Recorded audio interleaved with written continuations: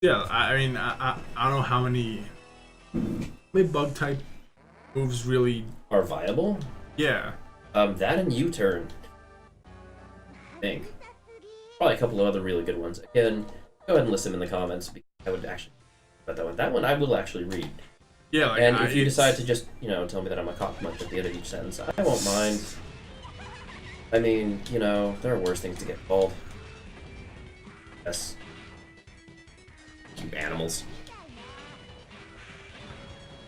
this is so much easier than the fucking Pegasus. Oh, yeah, no. Even This fight is super hard unless you have, like, the hidden skill for ice attacks.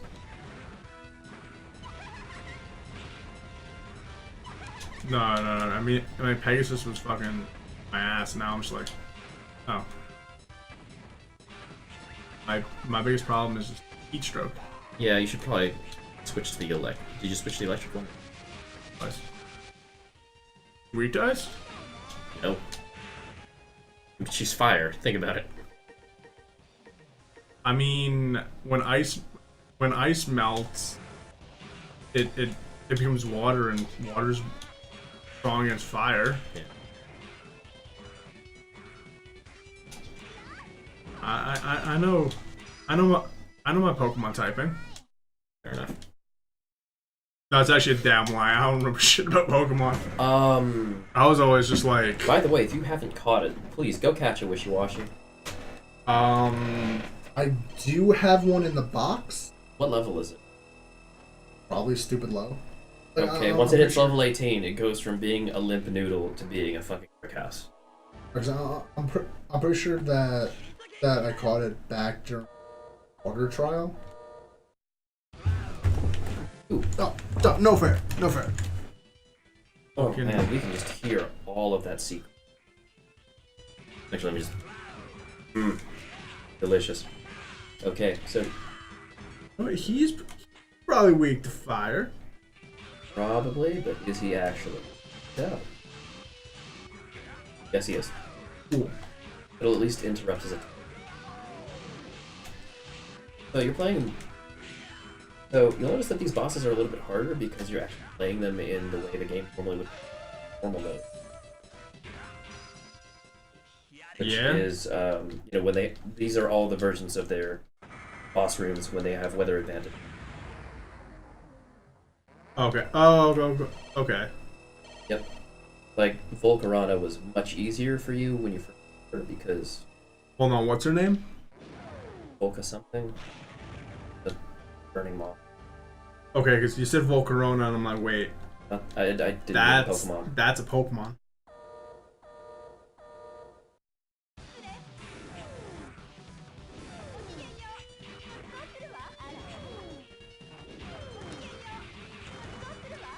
You're just gonna push that sword button.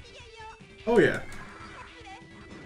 No, for what it's worth, I did, like, off-screen with you with taking some armor body chip. I'm not...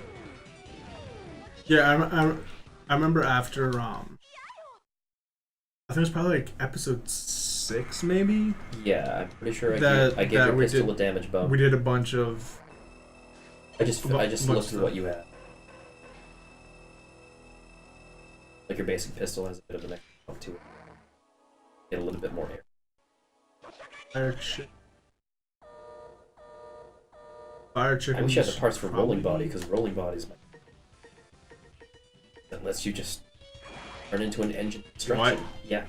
Oh yeah, that's what cockatrices do. Yeah. They fucking turn you down. By the way, speaking of Fantastic Beasts, That movie was amazing. I walked in expecting that movie to be nothing. Just like a cash grab. Yeah, and then I walked out going, wow, That- 1920s America works really well with that Harry Potter stuff. Oh yeah. Also, like, I also walked out of the movie and went, man, it's like the main writers for this movie looked at recent Doctor Who and said, let's do that. Also, I'm not. He wears a scarf and a long jacket. Yeah. He's got something he carries around that functionally acts like a TARDIS. And I know that's obviously, there's a whole lot of in-universe reasons why he would have that Oh, yeah. bag on him.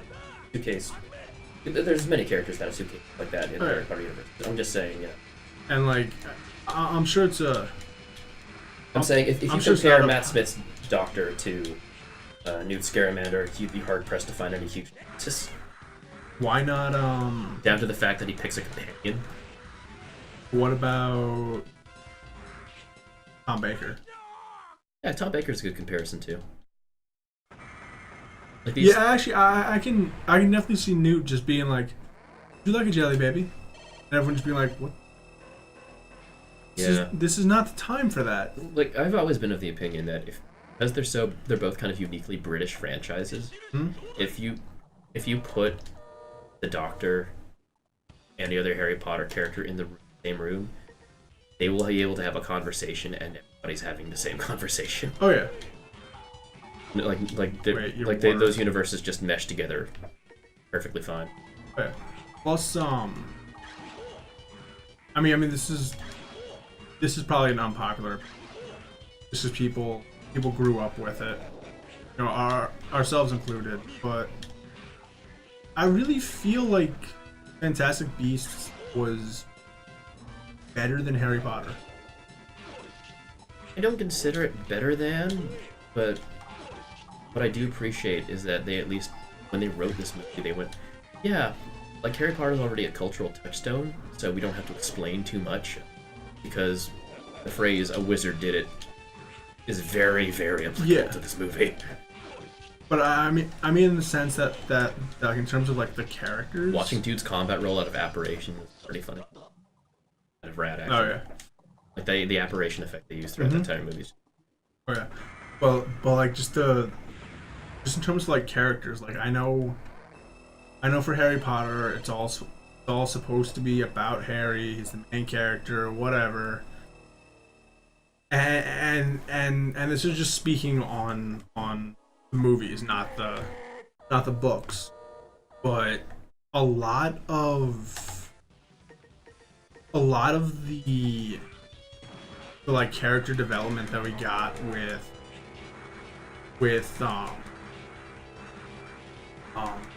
Fantastic Beasts just felt more like universal. More nuanced. Again, I chalk it up to like we remember talking earlier about just having time and experience on something. Like again, Mega Man 01 is really rough around the edges. I still love it, but it's very rough around. Like the first couple of Harry Potter movies are on repeat viewing. Like you're a student of film, if you're arts, you'll see a lot of the rough edges. Well, you can pick out a bunch of stuff that's just. Yeah, I wouldn't have made that decision. Like nowadays. But also, they did go through like a bunch of different directions. Yeah, like Yates is, and the amount of experience you just gain on direct Harry Potter films shows a lot. He has this. What I appreciate about the movie is that it has a sense of restraint. Like, yeah, there's many fantastical things happening, but the movie is very good about presenting them one at a time, or in a way that not like it doesn't overwhelmingly dumb. Like there's the way Michael Bay does it, where it's like a huge amount of people. Whereas with this movie, it knows where to focus its shots, where to focus its dialogue. Like, it understands moments. It understands how to construct its beats. Like, never throughout that movie did I feel like the movie was going too fast or too slow. Going just right. Well, I mean, for certain ones of them, yeah, but I think it's fifth one, whichever. Well, I'm talking specifically about Fantastic Beasts. Oh yeah, no. Like as a culmination of his experience working. Fantastic Beasts was specifically with the way that Rowling likes to script her stories. Was perfect. Plus, I mean, it was a. And again, also, you know, it was a screenplay starting off, so you can. It's a lot easier to tweak. Yeah, you can take something that's adapted for the stage, and then just like very minor tweaks, very subtle changes to be able to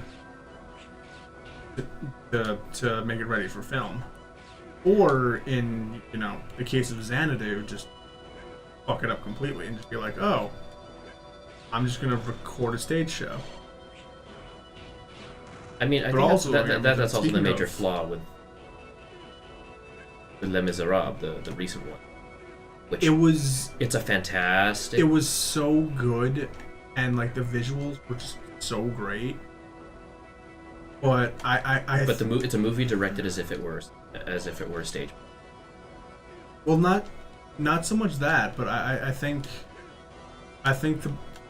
the biggest problem that happened with it was people just I want to just farm some health. yeah people just wanted to use the live stage audio instead of redub it, and It suffers. That- a lot. you had all of these Fantastic singers, Hugh Jackman, for example. like just great singers, Hugh Jackman's and singing voice is these- unbelievable. these great backdrops, And that Hathaway's just- Fantine.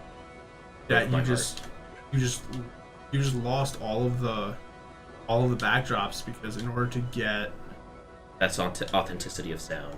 you just needed close-ups. Yeah. Only there was some sort of ability to fly. There isn't in this. Okay. I was about to be like, don't start with me. But also, speaking of Michael Bay, why do we need another Transformers? Because China paid for it. Yeah. That's not a joke. I mean, I'm not. Have you seen the trailer for Great Wall? Oh, for Matt Damon. I thought we we were going to talk about the trailer for last night, which I mean, I think we're finally getting Unicron, which would be cool. Yeah. Oh, unrelated Although to that. he looks dumb. Kong Skull Island. I I would Oh actually. yeah, this is gonna. So, do you know who paid for Kong Skull Island? Oh, but we'll find out next time.